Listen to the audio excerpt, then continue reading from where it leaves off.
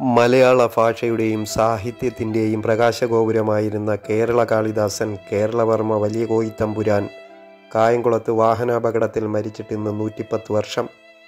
ഇന്ത്യയിലെ ആദ്യ കാർ അപകടം ഇതായിരുന്നു. 1914 സെപ്റ്റംബർ 20 കായംകുളത്തിന് കിഴക്ക് കുറ്റിത്തെരുവിലായിരുന്നു അപകടം. പരിക്കേറ്റ വലിയ കോയിത്തമ്പുരാൻ 69 വയസ്സ്. സെപ്റ്റംബർ 22 മരിച്ചത്. രാജ്യത്ത് റോഡപകടത്തിൽ മരിച്ച ആദ്യ വ്യക്തിയാണ് അദ്ദേഹം.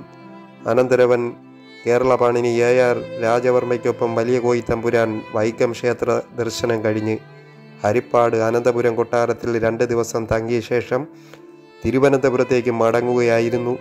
KP റോഡിൽ വിളലിൽ പാലത്തിന് സമീപത്തെ വളവിൽ വെച്ച് നായ കുറുകെ ചാടി ഡ്രൈവർ കാറ് വെട്ടിച്ചപ്പോൾ നിയന്ത്രണം തെറ്റി മറിയുകയായിരുന്നു. വലിയ കോയിത്തമ്പുരാൻ ഇരുന്ന വശത്താണ് കാറ് മറിഞ്ഞത്. നെഞ്ച് ശക്തമായി കാറിൽ ഇടിച്ചുണ്ടായ ആന്തരിക രക്തസ്രാവമാണ് മരണകാരണം. പുറമെ പരുക്കുകളില്ലായിരുന്നു. മാവേലിക്കരയിലെ കൊട്ടാരത്തിൽ വെച്ചായിരുന്നു അന്ത്യം. ഭൗതികദേഹം എല്ലാ ബഹുമതികളോടും കൂടി അവിടെ സംസ്കരിച്ചു. ARൻ്റെ ഡയറിക്കുറിപ്പിൽ അപകടത്തിൻ്റെ വിശദ വിവരങ്ങളുണ്ട്. ഡ്രൈവറും പരിചാരകനും ഉൾപ്പെടെ 4 പേരാണ് കാറിലുണ്ടായിരുന്നത്. പരിചാരകൻ്റെ കാലൊടിഞ്ഞു. AR രാജവർമ്മയ്ക്ക് നിസ്സാര പരിക്കേറ്റു. തെരുവുനായ മൂലം സംഭവിക്കുന്ന രാജ്യത്തെ ആദ്യ അപകടവും ഇതാണ്. ഇന്നും അപകടങ്ങൾ ആവർത്തിക്കുന്ന ജംഗ്ഷനാണ് കുറ്റിത്തെരുവ്.